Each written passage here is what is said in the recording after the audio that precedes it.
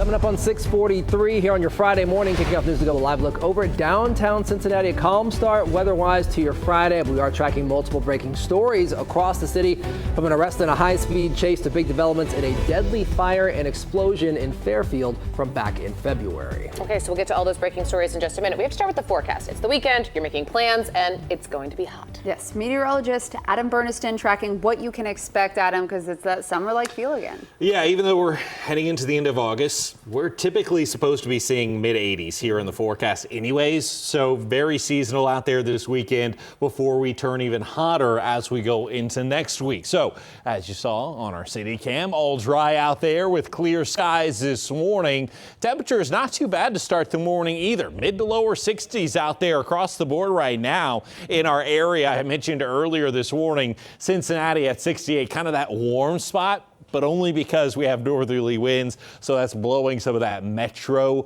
warm air right over the CVG temperature site this morning. So it's kind of a false temperature in a sense out there this morning. But either way, a beautiful sunrise as we go through today. We'll have just a stray pop-up chance this afternoon, evening. If you think back to last Friday when we had a few of those stray pop-ups, that heat, humidity today just going to help that chance, but really most stay dry. As we go through your weekend, we'll continue that dry weather, but mid-80s coming into the forecast today into parts of your weekend. And ahead of my full forecast, we'll talk more about when some 90s could be showing up in the forecast. That's coming up here in just a few minutes. But first, let's check traffic with Kelly. Right now, things are looking pretty good. Adam, I did just get an indicator pop up on ODOT saying that there is a crash 71 heading northbound just outside of the 275 loop. Checking the cameras, couldn't see it just yet, so we'll keep an eye on that, let you know if anything pops up there. In the meantime, things are looking pretty good all around town, so not running into any major issues. You can see 71 southbound is good.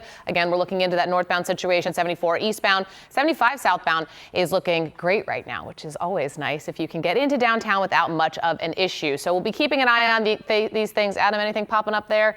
Doesn't look like on 71 yet. Okay, that's good news. We'll keep an eye on it. We'll let you know if that becomes a problem here coming up in just a couple of minutes. Megan? All right, Kelly, thank you. Breaking news, the Koch food plants in Fairfield is now facing hundreds of thousands of dollars in fines after a deadly explosion and fire from earlier this year.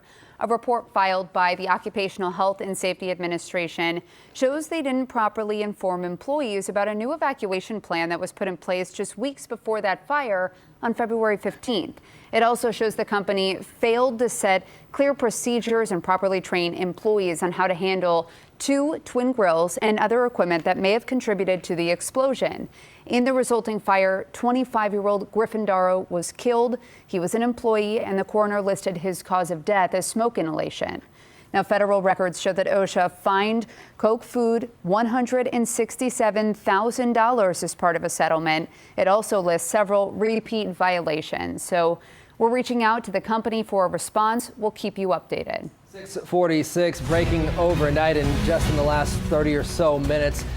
The death toll climbing in that terrible situation out in Nepal and Tibet. There's still a desperate search for survivors continuing after the catastrophic flash flooding along the border between Nepal and China. That number, nearly 540 people now dead and more than 1,500 people are missing. 90 Americans are among those missing. Nepalese and Chinese officials say more than 3,700 people have already been rescued from the disaster area, but they are warning of a risk of a second flood. They said the landslide that set off the flash flooding clogged a river and created a lake close to the border of Nepal and Tibet. The lake already started to overflow yesterday, putting search efforts on hold in Tibet.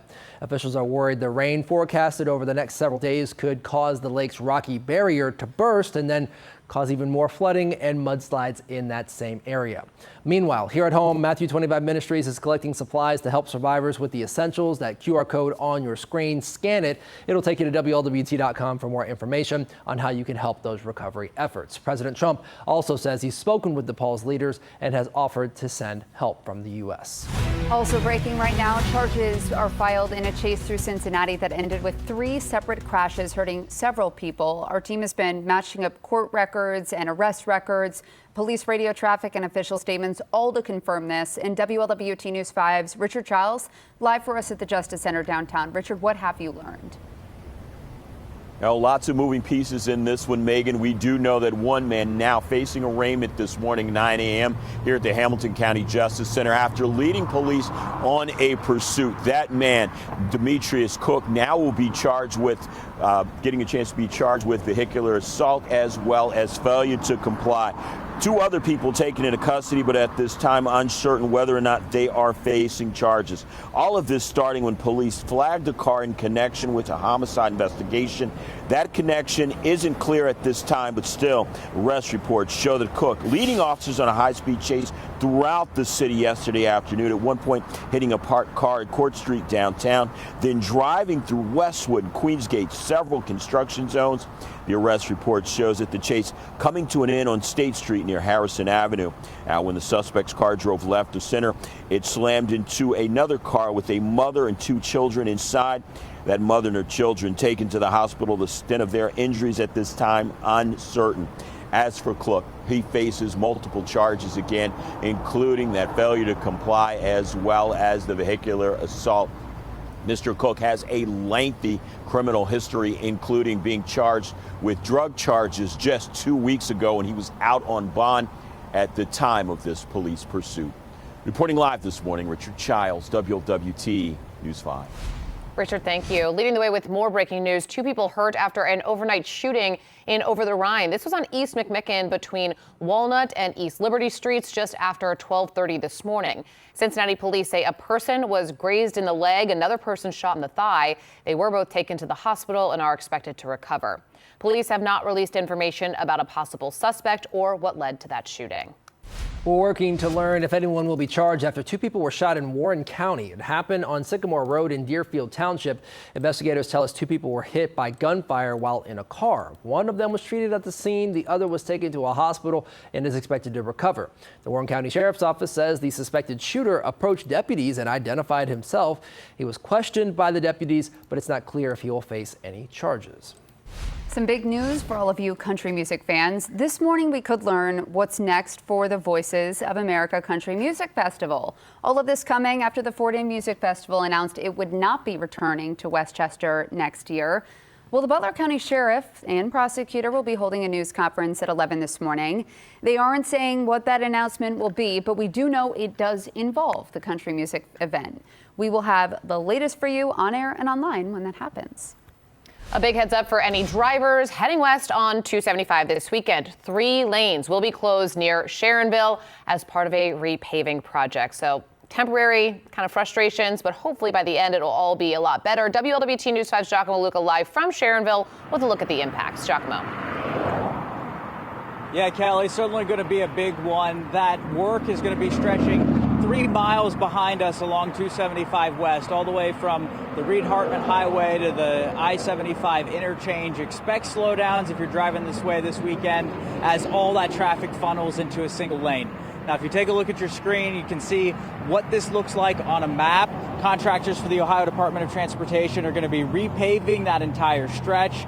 ODOT says that work will also include some minor bridge repairs and guardrail replacement, and a project totaling nearly $9 million. Now, those lane restrictions are going to start around 7 o'clock tonight, also including a ramp closure from US 42 to 275 West, stretching through early Monday morning. Now, I did ask ODOT why they plan to do the project this way with that triple lane closure. They say really getting it done in one large swath, that can cut down the amount of work time from several weeks into just a few weekends.